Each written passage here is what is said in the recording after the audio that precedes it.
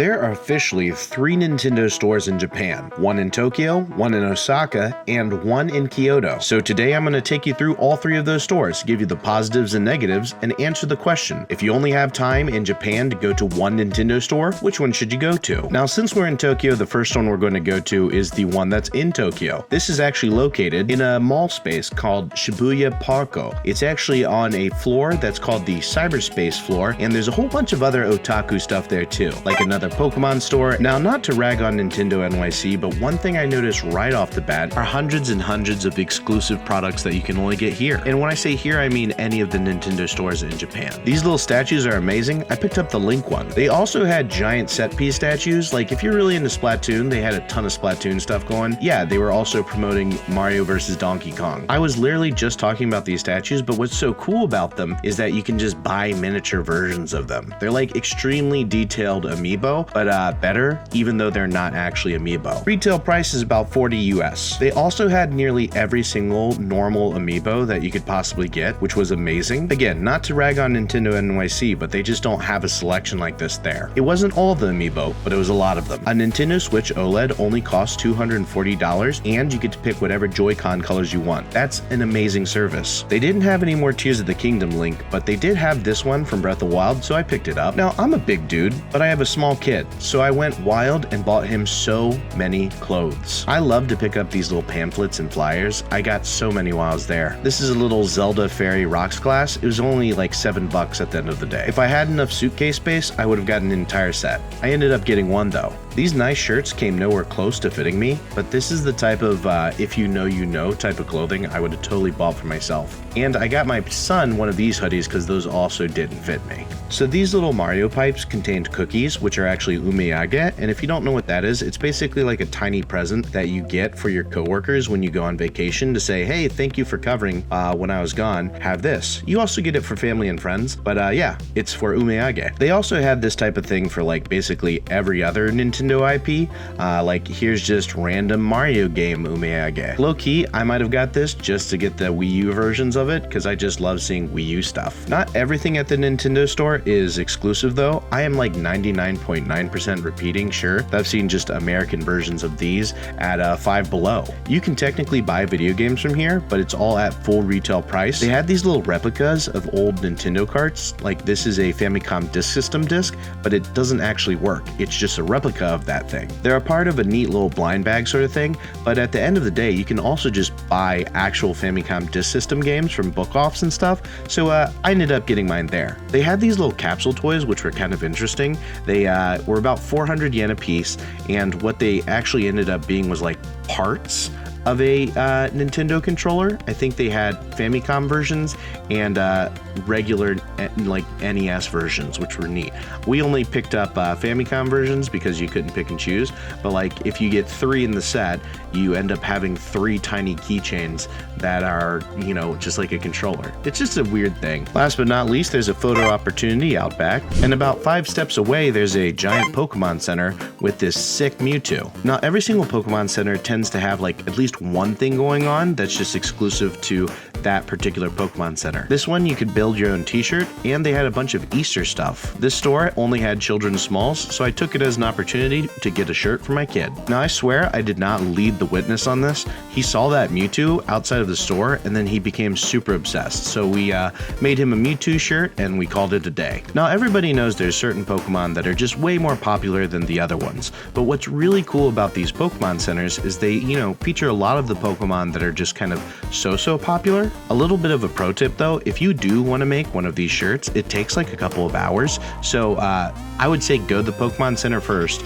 make your t-shirt, then go and shop around, look at the Pokemon store, look at all the other stores you want to, maybe even eat lunch, and then come back and get your finished shirt. Now next we hopped on over to Kyoto to check out what they had going on. Now we were here around cherry blossom time, so I'm pretty sure the exclusive toy here was like Cherry Blossom Pikachu. Now I've liked Pokemon for a very long time. I was thrilled to see like this Pokemon Gold and Silver type thing going on here. Some of the statues are actually signed, which is super neat. I think all of the people here were heavily involved in the original creation of Pokemon. And other than Red and Blue, Gold and Silver are my favorite Pokemon games, so this might have been one of my favorite Pokemon stores. I've always liked Pokemon, and I've clearly liked it for a very long time, but as I get older, Pokemon is becoming more and more a thing that I'm kind of nostalgic for, and not a game series that I play all the time. It was really cool to like kind of pass the torch to my kid. He was really excited about all the characters, and he was just excited to be here in general. Now, much like the Nintendo store, not everything in a Pokemon store is exclusive to this store, but the things that say Pokémon Center clearly are only sold at these Pokémon Centers for the most part. This series clearly stems from video games, and technically you can buy the latest versions of Pokemon if you're here, but I'd say there's a much heavier emphasis on, you know, merchandise and the Pokemon card game. There was also like this Pokemon arcade game that everybody was playing that I think was the card game, but I really wasn't sure what it was. But I appreciate the weird little things, like this Pokemon tea. That's super cool. This Pokemon Center was pretty well laid out, and there's like tons of little Easter eggs here and there, and it really did feel unique from the Tokyo store. There's like 16 Pokemon centers and 6 Pokemon stores, so I didn't cover all of them. They all have exclusive things in them, but you don't have to go to all of them. Now, the Nintendo store in Kyoto is actually a hop, skip, and a jump away, but it's very easily seen because of this giant Mario head that's at the front of the mall. Now, if you're trying to make like a pilgrimage to Japan to see Nintendo things, then yeah, you should probably go to the Kyoto one. And the reason I say that is because not right now, but very soon, there's going to be a Nintendo museum that opens in Kyoto. So if you're going to go and see just like one Nintendo store, go to the one that's close to the museum. Another thing to note is if you've gone to one Nintendo store, you've kind of in a way gone to all of them, because they all sell very, very similar merchandise. But not for nothing, there are some specific things to Nintendo Kyoto that are specific to this particular location. Most of these cool things come in the form of photo opportunities. They have all these neat graphics along the wall here, though those can be seen at some of the other Nintendo stores, and they have Mario on a flagpole, which is also neat.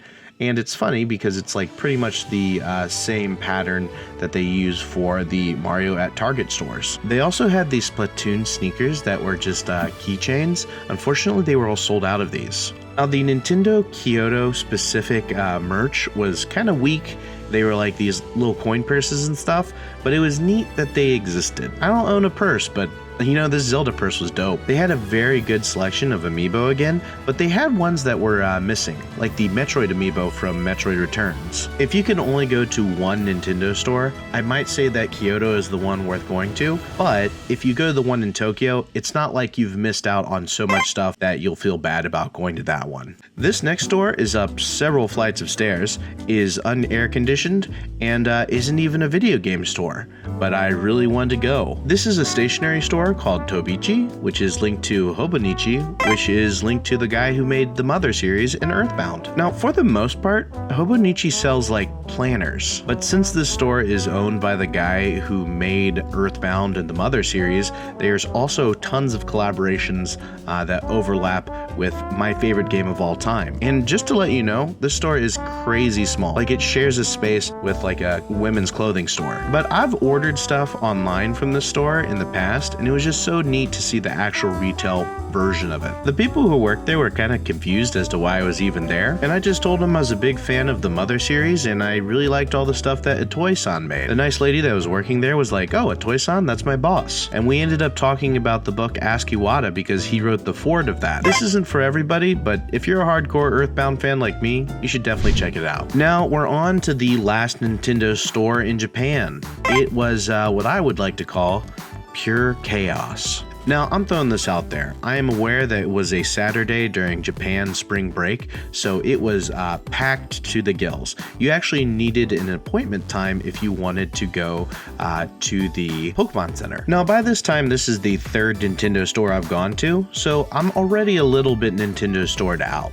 That being said, the Osaka Nintendo store is a lot like the Tokyo one, and I bought this shirt, even though I can't fit into it. Now, would I recommend going to all three Nintendo stores? No, don't do that. Also, these cartridges have memo pads in them, but personally, I'd rather just spend the money and buy like a real cartridge version of any of these games. I bought a whole bunch of these ties, even though I rarely wear ties, because the patterns were subtle and interesting. Like from afar, you wouldn't even know that they were Nintendo ties, and that's why they'd be super fun to wear at like a wedding or a job interview or something.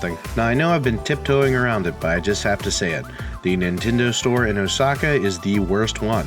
But by no means is it bad in a global sense. If you only get to go to one and this is the one you go to, it's not like you've missed out on that much more from the other stores. It's just that the other stores are slightly better in every way. But again, if you just happen to be in Osaka and this is the one you go to, you're not like missing out. This is great. And there's other things to do in this general mall area. They have a Jump store here. They also have a Capcom store, which is kind of interesting, but nothing in there really blew me away. Which, to be completely honest, Capcom is like one of my favorite video game makers, so I thought I'd be more excited about this. But I don't know, I just didn't want like a limited edition folder. Now I'm going to jump into the future here and show you one more Pokemon store since I didn't really have time to go to the Pokemon store in Osaka. Now this is the Pokemon Center in Okinawa, and I'm going to be honest, this might have been my favorite one. Now the reason I was in Okinawa is because my mom's from Okinawa, so my mom's family and my family is from Okinawa. And to almost way oversimplify things, Okinawa is kind of like Japan's Hawaii. A lot of people go here for like a tropical vacation, but this is also still a part of Japan. They also had these exclusive Pokemon sandals here, which were interesting. In Okinawa, everybody's just a little bit more chill, so it was just a really chill Pokemon Center. My kid also got addicted to Gachapon machines, so yeah, I got him some toys while we were there. This store had a bunch of the things that we'd seen in previous store, but they had a lot of exclusives. Like, I don't remember seeing these particular plushes in any other Pokemon Center. This one just seemed like the most current Pokemon Center. And funny enough, I went to the Pokemon Center like 5 years ago, but yeah. It was fun. There's also a lot of things that are just very distinctly Okinawan, like these patterns, and it was really neat that, Pokemon made the effort to integrate, like, Okinawan culture into Pokemon. And did I buy this shirt for my kid? Of course I did. Taco rice is a very Okinawan dish, and it's exactly what it sounds like. It's just taco stuff on top of rice. I just loved this store. It was a celebration of Okinawa, it was a celebration of Pokemon, and it just kind of just made me feel seen.